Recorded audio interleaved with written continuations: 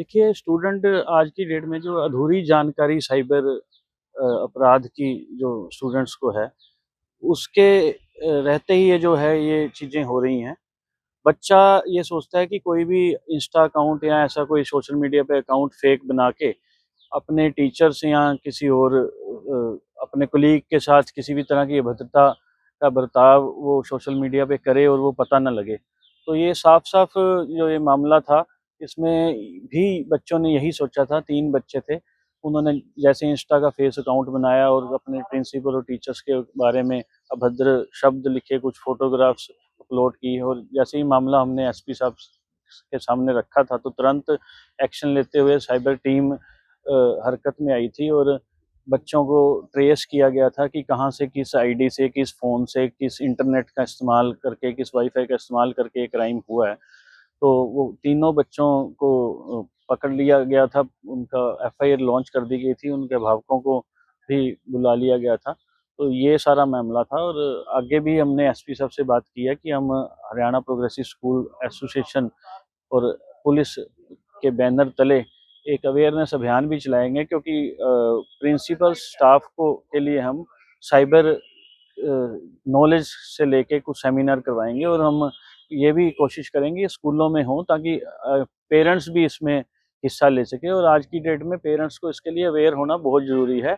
बच्चा बंद कमरे में आज की डेट में क्राइम कर रहा है और वो क्राइम साइबर क्राइम का नाम उसको दिया गया है।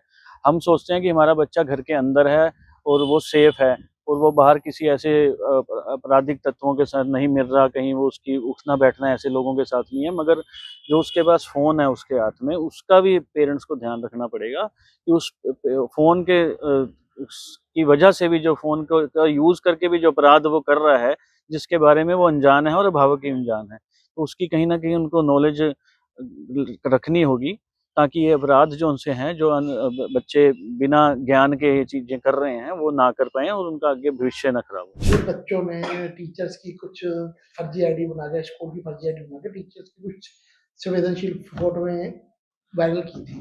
उस मामले में क्या कहना चाहेंगे? क्या कहाँ आपने क्या दिक्कत फेस स्कूलों ने क्या दिक्कत फेस की है? बेसिकली ये हमें बहुत सारे स्कूल से कंप्लेंट आ रही थी, लेकिन उसके बाद एक स्कूल ने हमें संपर्क किया और हमने उन्हें गाइड किया।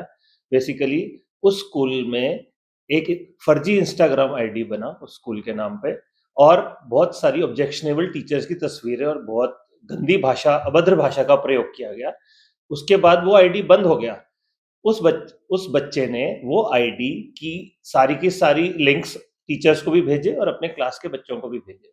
जब रात को वो आईडी बंद हो गया, अगले दिन सुबह एक और आईडी बनाया गया और सेम चीज फिर से प्रमोट की गई, जिससे कि काफी रोष का माहौल था उस स्कूल में और टीचर्स भी बहुत ज्यादा एंग्री थे इस चीज के। तो इसको हमसे गाइडेंस लेके इस चीज को पुलिस के संज्ञान में लाया गया। हमने आदरणीय एसपी साहब से इस चीज में सलाह मांगी और उन्होंने इस चीज को बहुत सीरियसली लेते हुए हमें ऑनलाइन ऑनलाइन कंप्लेंट दर्ज करने को बोला। जब हमने ऑनलाइन कंप्लेंट दर्ज कराई, हमारे कहने पे स्कूल ने ऑनलाइन कंप्लेंट दर्ज कराई, तो उसके बाद इस साइबर सेल ने बहुत अच्छा काम करते हुए उन 3 स्टूडेंट्स को पकड़ लिया और उसमें सबसे बड़ी बात ये हुई कि किस आईडी से वह यूज हो रहा था, कौन सा वाईफाई यूज हो रहा था, कौन से मोबाइल पे इंस्टा का आईडी आया, वो सब चीजें पकड़ ली गई और लोकेशन जहां पे बैठ के उन बच्चों ने वो किया। तो ये 3 बच्चे जिनका कि नाम लेना ठीक नहीं होगा, वो नाबालिग बच्चे हैं, उनको वार्निंग देके छोड़ दिया गया है। लेकिन ये एक मिसाल कायम करता है कि आप अपने मोबाइल फोन पे, फेसबुक पे, इंस्टा पे, व्हाट्सएप पे कुछ भी एक अक्षर भी टाइप करेंगे वो ट्रेसेबल है। आप इसको ये ना सोचें कि हम ट्रेसेबल नहीं है, क्योंकि सिर्फ इंस्टा में फोन नंबर नहीं अवेलेबल हो। स्कूल किस तरह बच्चों को इस मामले में अवेयर करेंगे? क्या कहूँ क्या आज की डेट में सबसे बड़ा सबसे बड़ी चीज अगर बच्चों को अवेयर करने वाली है तो वो सोशल मीडिया के रिस्पॉन्सिबल यूज के बारे में है।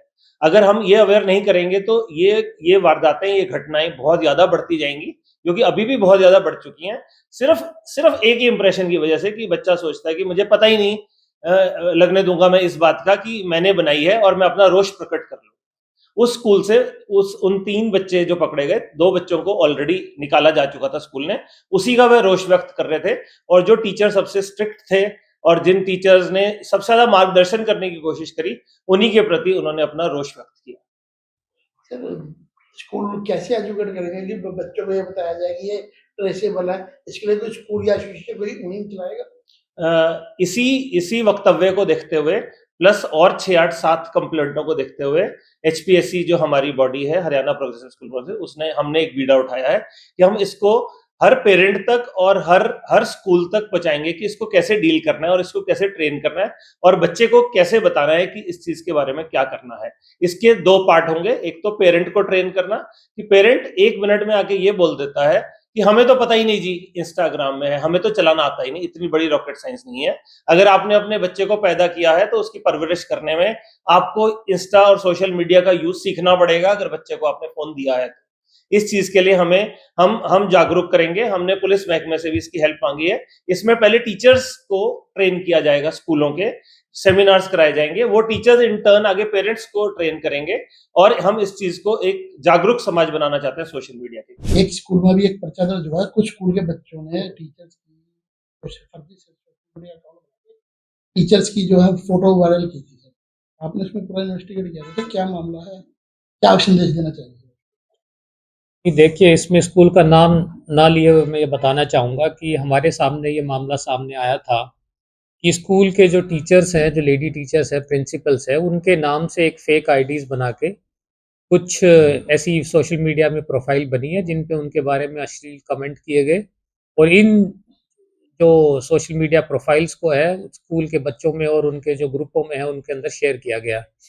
इस बारे में एक मुकदमा सिटी थाने के अंदर ये दर्ज हुआ और हमारी साइबर सेल की टीमों ने उसमें इन्वेस्टिगेशन के दौरान ये पाया कि स्कूल के ही कुछ जो छात्र थे वो इसमें साजिश के तौर पे इस काम को कर रहे थे। 2 ऐसे स्टूडेंट थे जिनको स्कूल ने अपने स्कूल से निष्कासित कर दिया गया था। साथ में एक बच्चा था जो कि इस चीज़ को जो मास्टरमाइंड था, जो इनके बारे में फर्जी आईडी बना के दूसरे लोगों के सिम यूज़ करके उसके बारे में फेक इस तरह से की प्रोफाइल बना रहे हैं। तो हमारी जो साइबर सेल की टीम है उन्होंने इसको इन्वेस्टिगेट करके उन बच्चों को आइडेंटिफ़ाई किया और उस बच्चों को जो प्रिंसिपल है, जो शिकायत करता है, उनके सामने पेश किया गया।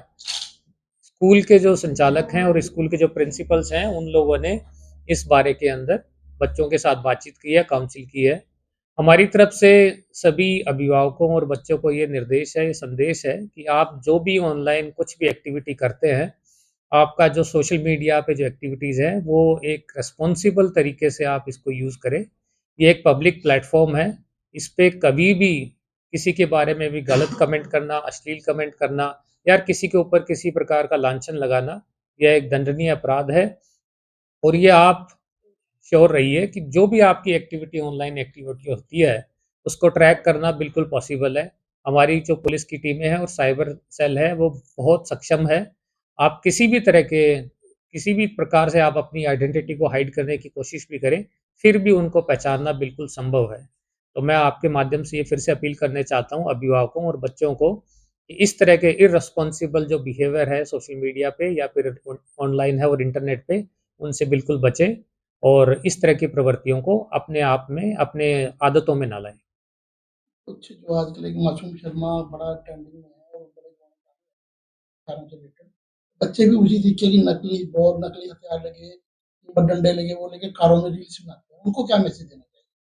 नहीं देखिए जो इस तरह के जो नकली हथियार लेके या फिर रील्स बनाना जिनसे पब्लिक को असुविधा हो या फिर इनकन्वीनियंस हो या फिर कभी इसी तरह से कोई एक्सीडेंट हो, तो इस बारे के अंदर हमारी सोशल मीडिया की टीमें लगातार पूरे सोशल मीडिया को स्काउट करती रहती है और आपने देखा होगा कि काफ़ी सारे जो स्टंटबाज हैं उनके खिलाफ चालान किए जाते हैं, उनके वाहनों को जब्त किया जाता है या फिर यदि उचित धाराओं के अंदर मुकदमा दर्ज के उनको अरेस्ट भी किया जाता है।